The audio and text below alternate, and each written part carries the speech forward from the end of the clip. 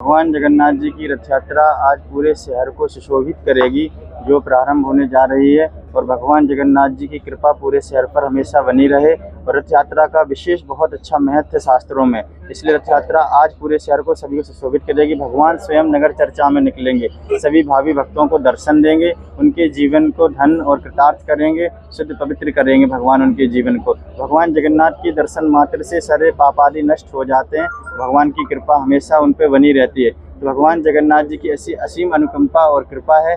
सभी पूरे शहर में यात्रा प्रारंभ होगी और पूरे शहर को सुशोभित करते हुए निज मंदिर आके महाआरती होगी। फिर भगवान जगन्नाथ जी सभी पर कृपा और आशीर्वाद बनाए रखेंगे। कितने साल से ये रथ यात्रा हो रही है? ये हमारी 19वीं यात्रा है भगवान जगन्नाथ जी की। कितने फ्लोट होंगे, क्या आकर्षण होगा? 30 फ्लोट होंगे, रास मंडली होगी, शिव तांडव होने, महाकाली होगी, महाबली हनुमान जी होंगे, साधु संत होंगे, अखाड़े पर द्वारे वाले होंगे।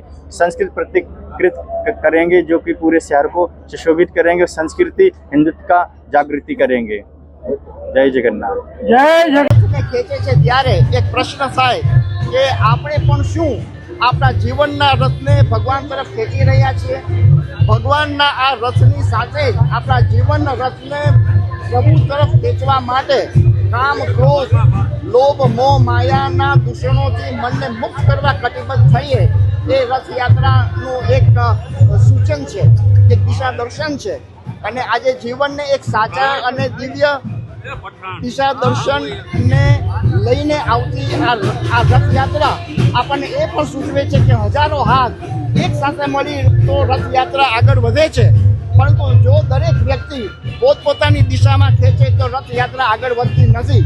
અને એટલા માટે વ્યક્તિઓ, પરિવાર, સમાજ, રાજ્ય અને રાષ્ટ્ર રથયાત્રાનો એક અભિન્ન અંગ છે।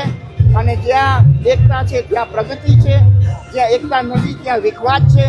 એટલે સર્વાંગી સુખ પ્રાપ્ત કરવા માટે સંપ અને સૌહાર્દ ભાવને આજે ઉજાગર કરવાની દિશામાં આપણે રથયાત્રાનું પણ એક જે છે એ દિશા સૂચક આપણા સમાજ માટે રહેલું છે। આજે આપણે પ્રભુને પૂર્ણ રીતે સ્વીકારીને અને આપણા હૃદયની અંદર આપણે સારથી સ્વરૂપે ભગવાનને બિરાજમાન કરીશું તો ભગવાન આપણા હૃદયમાં આવીને સંપૂર્ણ રીતે આપણને શાંતિ, પરમ આનંદ, સ્થિરતા અને સુખનો આનંદ કરાવે છે। એ આજના રથયાત્રાનું એ આ આપણે મર્મ છે। અને આજે રાજકોટ રાજ પરિવાર વતી અમોને ચહેરા પનેરા વિધિ અને પહેલ વિધિ કરવાનો અમને જે મોકો સુપ્રાપ્ત થયો છે એ મારા સદભાગ્ય છે। અને રાજકોટ રાજ પરિવાર વતી હું સર્વ નગરજનોને અને ભારતવાસીઓને અષાઢી બીજના પાવન પર્વની રથયાત્રા નગર ચર્ચાની, જગન્નાથજીના, બલરામજીના, સુભદ્રાજીના દિવ્ય દર્શનની શુભેચ્છાઓ અને શુભકામનાઓ પાઠવું છું। બધા મહાનુભાવો જોડાયા છે।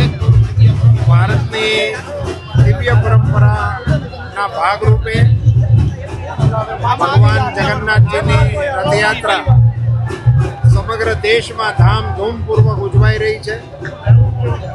રાજકોટ મહાનગરની અંદર પણ જગન્નાથ મંદિર દ્વારા 19મી રથયાત્રાને પ્રસ્થાન કરાવવા ઠાકોરજીને વધાવવા માટે નગરજનો ઉત્સાહપૂર્વક યાત્રામાં જોડાઈ રહ્યા છે।